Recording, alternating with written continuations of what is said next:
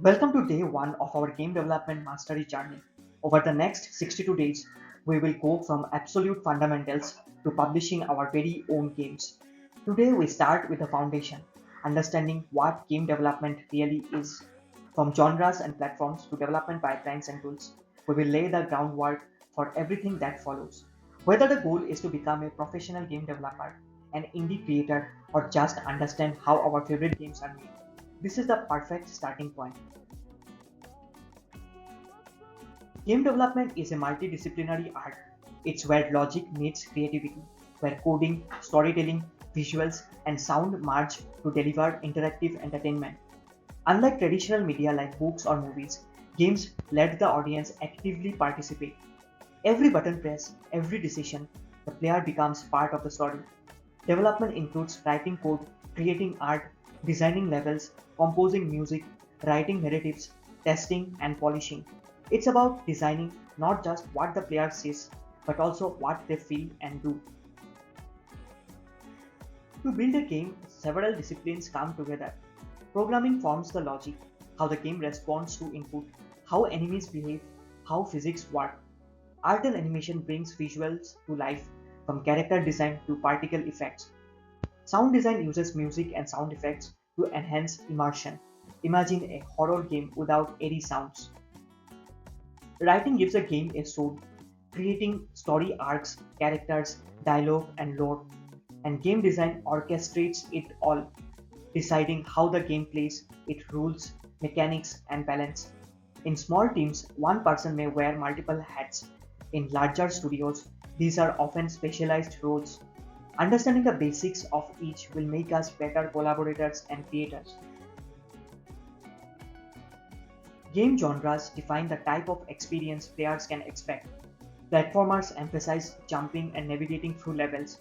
Think Super Mario or Celeste. Shooters like Call of Duty or Doom challenge players with aiming and reflexes.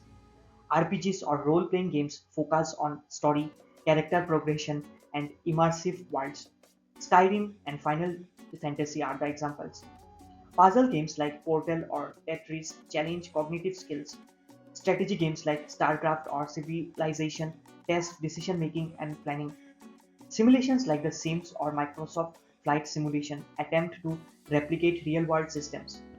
Each genre comes with its own design conventions, audience expectations, and technical considerations.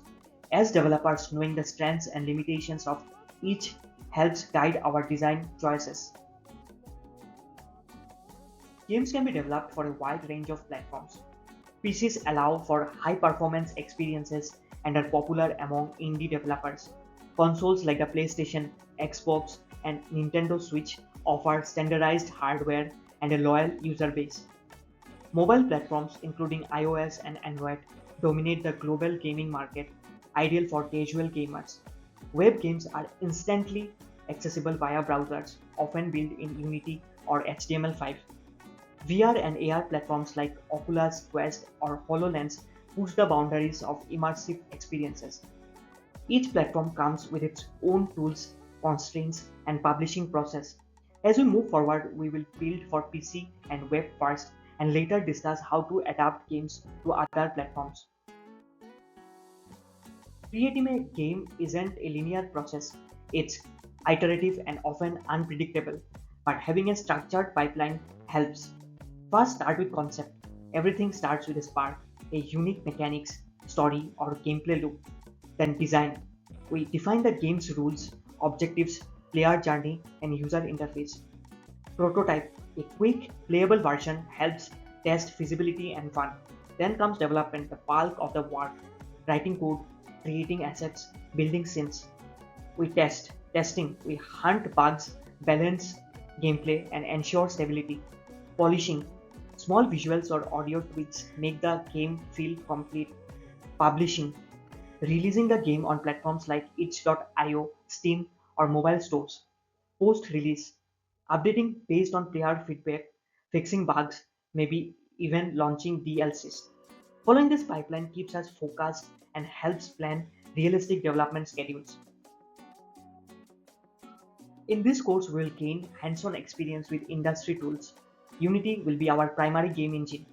It supports both 2D and 3D development and has a vast community. We will code in C Sharp, which is great for beginners but yet powerful for professionals. Blender will be introduced for 3D modeling basics, ideal for indie asset creation. Git and GitHub will teach us how to save versions, back up our projects, and collaborate. For user interface design and planning, Figma will help us sketch clean, intuitive layouts. Mastering these tools is like filling our game dev toolbox. The more we know, the more we can build. It's time to prepare our development environment. First, download and install Unity Hub. This is where we manage Unity versions and projects. Next, install the latest LTS, which is long-term support version of Unity. It ensures stability. Install Visual Studio, our coding workspace with Unity integration. Launch Unity Hub and create a new project named My First Game, selecting the 2D template. With this setup, we are ready to start scripting, designing, and building games as early as tomorrow. Let's quickly recap what we have learned. We have defined what game development is, explored its core disciplines, reviewed popular genres and platforms, and outlined the full development pipeline. Now, for our first homework, pick a favorite game. It can be from any platform or genre. Break it down by identifying its genre, the platforms it runs on, its core mechanics, that is, what makes it playable or fun. Then finish installing our tools and create the first Unity project. This exercise builds observation skills and gets us excited about making our own game. Let's close today with a little inspiration. Every great game starts with a simple idea and the courage to build it. Game development is not about starting big, it's just about starting. Even the most successful games begin as prototypes, small experiments, student projects, or even game jam entries. So let's stay consistent, keep learning, and trust the process. By day 62, we will be amazed at what we have created. See you in day 2.